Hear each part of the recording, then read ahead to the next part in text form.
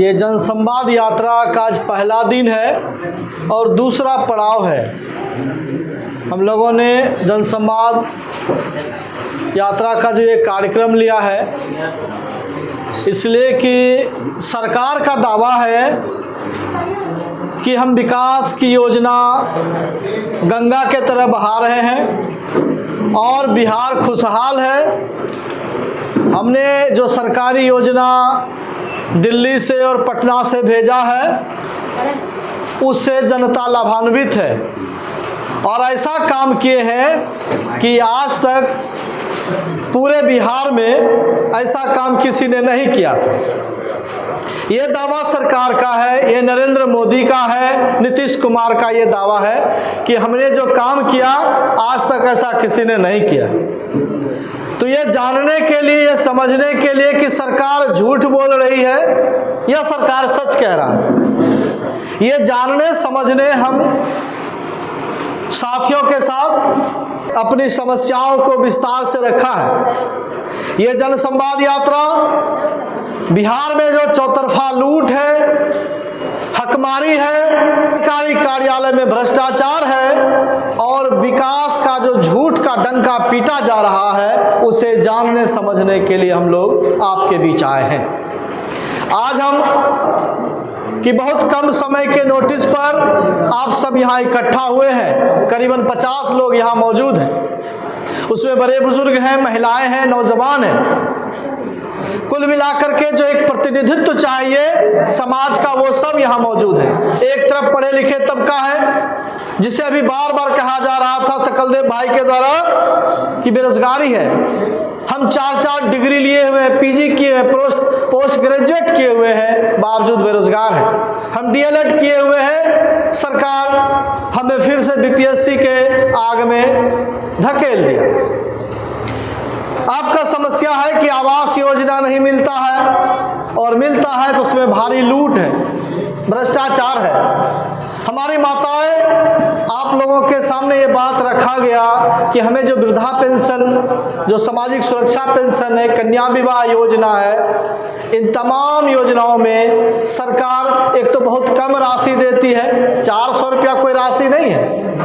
Bank में अगर खाते में 1000 रुपया आपका नहीं है तो निकासी भी नहीं होगा, ये बैंक की तरफ से कहा जा रहा है।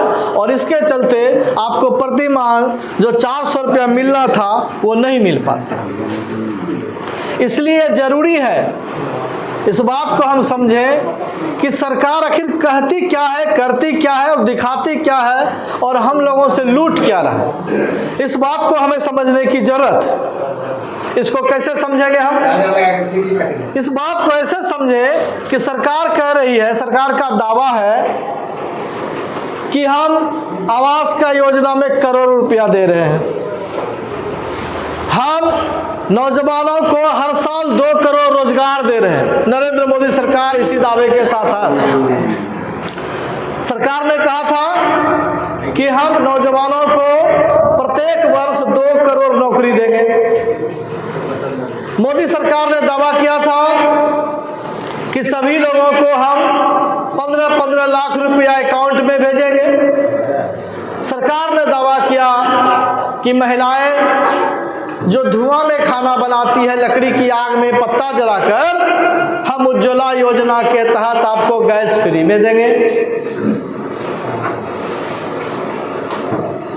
उन्होंने कहा कि हम भारत में शिक्षा की व्यवस्था बेहतर करेंगे। किसानों के लिए किसान क्रेडिट कार्ड बनाए, किसानों को हम लोन देंगे, किसानों के उत्थान का काम करेंगे। हम उनको खाद, बीज, ये तमाम चीज मुहैया कराएंगे। लोगों को कहा कि आप भूमिहीन हैं, हम बिहार में भूमि का सर्वे करा रहे हैं और उस सर्वे के आधार पर जितने भूमिहीन हैं सबको 5-5 डिसमिल जमीन देंगे, ये सरकार ने कहा। लेकिन आपको मिला क्या? नहीं मिला। मतलब है कि सरकार साफ साफ झूठ बोलने का काम कर रही है। सरकार हम लोगों के साथ हकमारी कर रहा है। सरकार हमारे बटुए में, माँ की गठरी में जो आंचल में छोटा सा गांठ बन के 10 रुपया 20 रुपया रखती है, वो पैसा भी वसूलने का काम सरकार कर रही है। कैसे कर रही है? एक तो नोटबंदी के नाम पर आपके पास जो भी छुपा छुपाया पैसा था, वो सारा पैसा कहाँ चला गया? बैंक में। किस नाम पर? कि भाई बहुत काला धन हो गया है, हम उसको उजला करेंगे। कहा आतंकवादी बढ़ रहा है, तो ब्लैक मनी ये खत्म हो जाएगा तो आतंकवादी खत्म हो जाएगा। लेकिन आपको मालूम होगा कि देश में विभिन्न जगह आज भी देश के नौजवान अपनी शहादत दे करके बॉर्डर से उनकी जो लाश है वो उनके माँ के सामने आता है। नई नई शादी हुई होती है, छोटा छोटा बालक होता है, वो अपने पिता को, वो अपने पति का लाश देखता है, बावजूद उसमें कोई कमी नहीं हुआ। काला धन का बात किया, आपका 500 रुपये का नोट, 1000 रुपये का नोट आपने जमा किया, बदले में 2000 का नोट आया। कह रहे हमने पर्चा में लिखा है कि ये सरकार चौतरफा लूट कर रही है, हम लोगों की हकमारी कर रहा है और झूठ बोल रहा है। ये बात आप लोगों ने यहाँ पे मोहर लगाने का काम किया कि इस यात्रा के माध्यम से जो हम लोगों ने संदेश लिया है वो सही है। अब आइए कि इसका उपाय क्या है। बिजली की समस्या है, सरकार का हम हर घर को रोशनी देना चाह रहे हैं। सरकार कह रहा है कि हम हर घर में रोशनी दे रहे हैं, हर घर में बिजली दे रहे हैं, अब हर घर में उजाला है। लेकिन स्मार्ट मीटर क्या कर रहा है कि गरीब के घर से उजाला छीना गया, गरीब के घर में अंधेरा कायम किया गया। अब तो आपके पास किरासन तेल भी नहीं है कि कोई डिबड़ी भी जला लीजिएगा, लालटेन भी जला लीजिएगा। आपके पास जल नल योजना आया, उस जल नल योजना में कहा हम फिल्टर वाटर देंगे, बेहतर पानी देंगे। कोई पानी नहीं आ रहा है, और जो आ रहा है तो वो बूंद बूंद चू रहा है। और कई ऐसा गांव है जहां पहुंचा ही नहीं, यहाँ भी नहीं पहुंचा, वार्ड नंबर 13-14 में भी नहीं पहुंचा है। ये उस्मानपुर पंचायत है, खरीक प्रखंड, भागलपुर जिला के अंतर्गत अठनिया गाँव। यहाँ स्वास्थ्य केंद्र नहीं है। तमाम समस्या यहाँ पे लिखाया गया।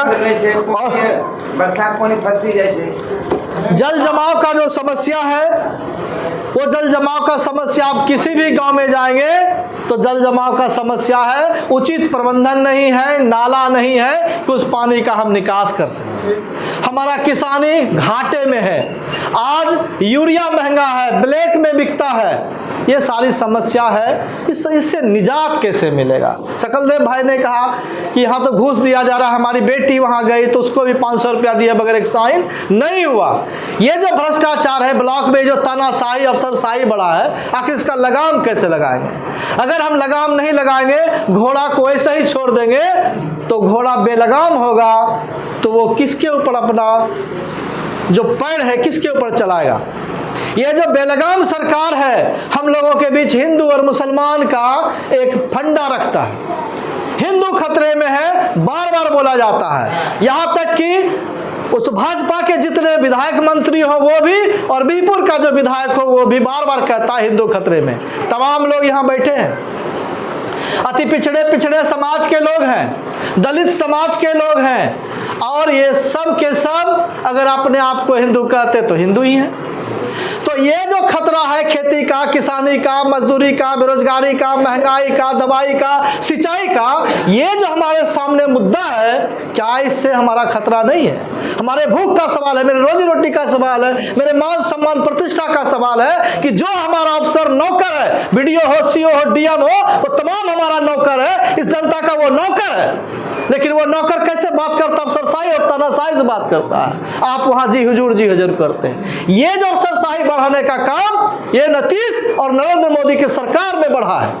ये आज कोई भी गरीब जाकर के कोई बोल सके, उसकी हिम्मत नहीं होती कि कोई गरीब जाकर के ब्लॉक में बोल सके, चिल्ला सके, उनकी जुबान को दबाई जाती है। हम जैसे जब लोग बोलते रहे, हमारे घर की बिजली काट दी गई, 12 सितंबर को मेरी बिजली मेरे घर की काटी गई, और 14 तारीख को मैं धरना पर बैठा बीरपुर में। इसी 14 सितंबर को बिहपुर प्रखंड में बिजली स्मार्ट मीटर को हमने लेकर के धरना दिया। 16-17 तारीख को अरवल जिला में सुबोध भाई हमारे मित्र हैं, सुबोध यादव के नेतृत्व में 2 दिन अनशन किया और फिर 21 तारीख को आपके बिहपुर खरीक प्रखंड मुख्यालय में धरना इसी स्मार्ट बिजली मीटर के नाम पे दिया। और तब इस पूरी रिपोर्टिंग को हमने विपक्ष के नेता माननीय तेजस्वी यादव जी के सामने हमने पेश किया कि ये जो लड़ाई है ये आम जन का लड़ाई है, ये स्मार्ट मीटर नहीं खून चूसने वाला मीटर है, इसलिए इस मीटर को हटाना चाहिए, ये लड़ाई हमारी है। और तेजस्वी जी ने इस एजेंडा को लिया। हम लोगों ने मांग रखा कि दिल्ली के अंदर 200 यूनिट बिजली फ्री किया गया है, पंजाब में 200 यूनिट बिजली फ्री है, हमारे सबसे बगल में जो सबसे छोटा राज्य झारखंड है वहां भी 200 यूनिट बिजली फ्री है, तमिलनाडु में बिजली फ्री है 200 यूनिट। तो इस बिहार में जो हर एक गरीब का बेटा का कफन भी अगर बिकता है, ये कफन पर भी टैक्स लेने वाला, टैक्स चोरी करने वाले सरकार हमारे लिए क्या दे रहा है। 400 रुपया में अभी कह रही थी बूढ़ी माँ कि 400 रुपया में क्या जीवन बसर करेगा, जो कह रहे हैं कि 200 रुपया का हम बिजली रिचार्ज करते हैं तो 15 दिन में खत्म हो जाए। 15 दिन में तो ये जो हमारे सामने सवाल है, इस बात को भी बिहार में विपक्ष में जो तेजस्वी जी हैं उन्होंने कहा कि बिहार में हमारी सरकार बनेगी तो 200 यूनिट बिजली हर घर को फ्री हम करेंगे। ये हमारी लड़ाई की बड़ी जीत है कि विपक्ष ने इस बात को स्वीकारा कि ये स्मार्ट मीटर चीटर मीटर है। जहां भी तेजस्वी यादव जा रहे हैं कह रहे हैं smart meter cheater meter. Cheater अंग्रेजी शब्द है जिसका मतलब होता है धोखा देना, ये धोखा दे रहा है। बुनकरों के यहाँ भी हम लोग बैठे थे, कहा कि हम आपको 55% सब मुख्यमंत्री अति पिछड़ा का बेटा पहली बार नहीं बनते तो आज हमारा लोग मैट्रिक पास भी बढ़िया से नहीं किया होता। हमारे बाप दादा उस समय मैट्रिक पास किए तो इनकी वजह से, क्योंकि उन्होंने उसमें विशेष लाभ दिया, क्योंकि उस समय क्या था, अंग्रेजी में फैल तो सब में फैल। इन्होंने कहा नहीं, हमारी भाषा हिंदी है, हमारी भाषा अंगिका है और अपने भाषा में पास हो गया, पास विदेशी भाषा में फैल हो तो उससे क्या लेना देना है। तो ये कर्पूरी ठाकुर थे जिसके कारण कुछ समाज में पिछड़ों का भी बेटा डॉक्टर इंजीनियर बना, शिक्षक बना, ये इनका देन है। उनके बगल में ठीक फोटो है फूलन देवी, आज हमारी माता यहाँ बैठी है। हर गांव में जाइए सबसे ज्यादा परेशानी महिलाओं को छेड़खानी का मिलता है। बेटी हमारे पढ़ने जा रही है कॉलेज स्कूल, उनके साथ छेड़खानी होता है। यही फूलन देवी के साथ हुआ था और फूलन देवी के साथ बहुत विभत्स घटना हुआ, दर्जनों लोग इनके साथ बलात्कार किया। कौन करने वाले, तमाम वो जो ऊपरी जाति के लोग, सवर्ण जाति के, राजपूत क्षत्रिय जाति के लोग थे। 22 लोगों ने इनको 17 दिन 15 दिन तक बलात्कार करने का काम किया, नंगा कुआं पर पानी भरवाया और ये क्रिमिनल बनी और 2200 लोगों को एक दिन में गोली मारने का काम किया और वो अपना फांसी का सजा, ये नहीं कि हमारे साथ अन्याय हो गया हम जाके जहर खा के मर जाएंगे, तो इन्होंने बदला लेने का काम किया। और मुलायम सिंह यादव ने इनको अपने टिकट से चुनाव लेकर पार्लियामेंट तक भेजने का काम किया। आज हमको क्या कहा जाता है, ज्यादा बड़ी खराब छे ताकि पूरा बिहार कुर्मिस्तान हो गए छे। ये जो जातियों का वर्चस्व दिखाने का काम करता है, ये झूठे आंकड़े हैं। कितने रामविलास पासवान हो गए, कितने लालू यादव, कितने नीतीश कुमार जैसे बिहार में लोग हो गए, उंगली पर गिनिए 4 लोग नहीं। और क्या कहता है कि यही लोग समूचा देश संसाधन लूट गया। इसलिए जब जाति का सर्वे आया, उस जाति के सर्वे में पता चला कि ये दलित, पिछड़े, आदिवासी सब मिला करके, अल्पसंख्यक मिला करके जो 12वीं क्लास तक पढ़ने का आंकड़ा है वो 12% ही है जो 12वीं पास करता, उसके बाद पास भी नहीं करता। हमारा समाज कैसे बनेगा IAS IPS? हम लोग दिन भर अपना घंटी बजाने में लगे रहते हैं। कौन सा घंटी? तो मंदिर का, स्कूल का घंटी कौन बजाएगा? स्कूल का शिक्षा व्यवस्था इसलिए मारा गया कि ये दलित पिछड़ा का बच्चा पढ़े नहीं, या अल्पसंख्यक का बच्चा ये पढ़ेगा तो हक अधिकार मानेगा। आज हम भी पढ़ लिख लिए तो हम बोल रहे हैं, चिल्ला रहे हैं। 15 साल 20 साल से समाज के बीच लगातार चिल्ला रहे हैं, बोल रहे हैं।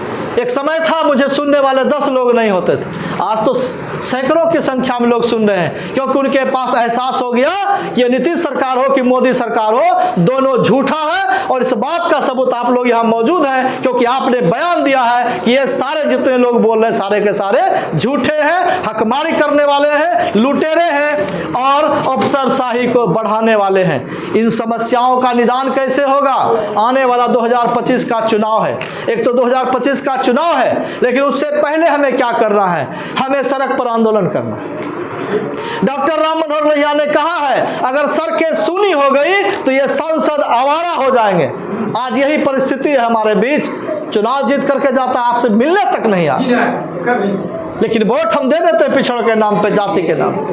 तो ये जो राजनीति है इसे समझने की जरूरत है। यही लोग हकमारी है, हमारे वोट को बेचने वाला है, वोट बेचवा है।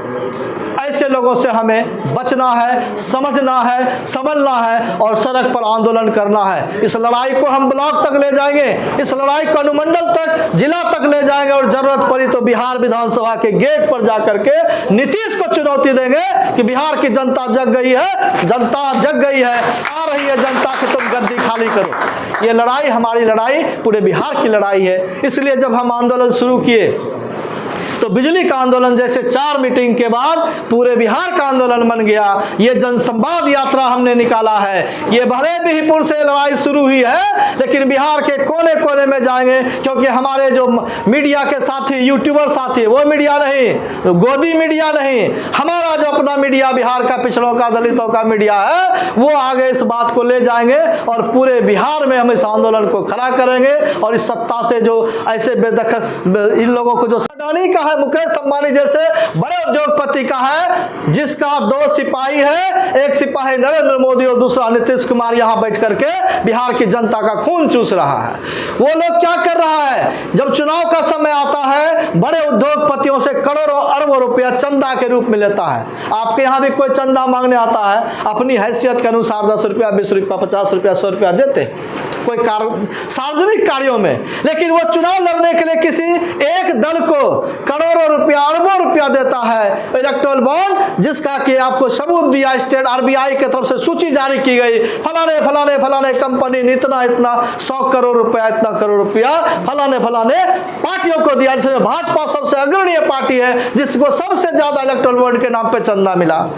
ये सरकार जो दिन रात हिंदू और मुसलमान कर रहा है, आज इसी बिहपुर में एक भाजपा का नेता गिरिराज सिंह आने वाला है और वहां बयान क्या देगा, हिंदू खतरे में है। अरे उसकी राजनीति खतरे में, उसके पास कोई योजना नहीं, कोई काम नहीं है, कोई दृष्टि नहीं है, किसी जनता से मिलने का काम नहीं है कि हम बिहार में क्या काम करने चाहेंगे, क्या योजना बनाना चाहते हैं, वो उनके पास कोई योजना नहीं है। तो करना क्या है, एक तरफ पूरा सवर्ण वर्चस्व बढ़ाया गया इस बिहार के अंदर, इस देश के अंदर देखेंगे कि सवर्ण जातियों का दबदबा बढ़ा, सवर्ण जातियों का धन बढ़ा और हम पिछड़ों का धन हमारा कमजोर हुआ, हमारा धन संपत्ति घटा है। हमने ये पर्चा निकाला है, हमने आपके इस पर्चा में लिखने का काम किया है कि हमारे यहाँ जब बिहार का जाति जनगणना हुआ और नीतीश कुमार तेजस्वी सरकार, यानी जब 2 पिछड़ों की सरकार एक साथ मिली, तो बिहार में पिछड़ों का कुछ काम बढ़ा। वो 17 महीने का उपलब्धि में ये काम है कि जो पिछड़ा वर्ग 27% है,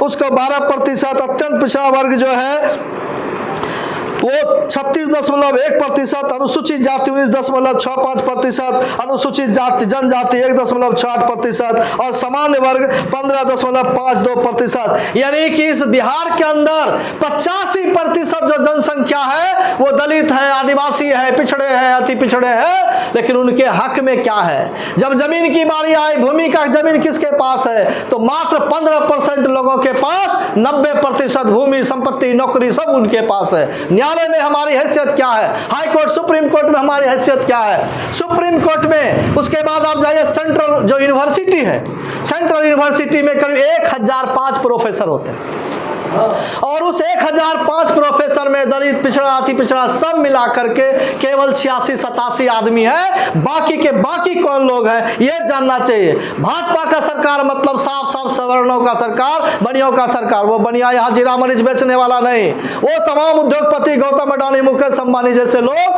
पूरी संपत्ति को खा रहा है, डकार रहा है। ये बात अगर हम नहीं समझेंगे चुनाव के दौर में, अगर हम हिंदू और मुसलमान के फेर में पड़ेंगे, तो ये लुटेरी, ये झूठी सरकार हमें झूठ बोल बोल करके फिर लूटने का काम करेगा। इस पर्चा के माध्यम से हमने आंकड़े दिया है कि इस देश के अंदर किस तरह से हमें लूटने का काम किया है। खेती किसानी क्यों घाटे पर है, ये तमाम तरह के जो लोग जो बार बार कह रहे हैं ये बिजली, ये घाटा, ये स्कूल, ये शिक्षा, ये तमाम खत्म करने की साजिश है, ताकि हर एक चीज को निजी लोगों के हाथों में सौंप दिया जाए, जहां आपका आरक्षण काम नहीं करेगा, जहां आपकी आवाज, आप जो कहते हैं कि हम भारत के नागरिक हैं, हमको भी अधिकार है, आपका कोई अधिकार वहां पे नहीं चलेगा। इसलिए उसको निजीकरण कहा जाता है, प्राइवेट किया जाता है। ये जो बिजली की तमाम समस्या है, बिजली का निजीकरण होने के कारण है। इसलिए हम लोग मांग भी रखते हैं कि निजी हो या सरकारी सरकारी हो, जितना भी तरह का सरकार से पोषित है, जहाँ से हमारे टैक्स का पैसा जमा होता है और वो पैसा दूसरे लोगों में जब भेजते हैं तो वो पैसा जहाँ जहाँ जाता है वहाँ वहाँ आरक्षण हमारा होना चाहिए। हम पिछड़ी अति पिछड़ी समाज के लोग, हमको ए ग्रेड के नौकरी में कितने लोग हैं?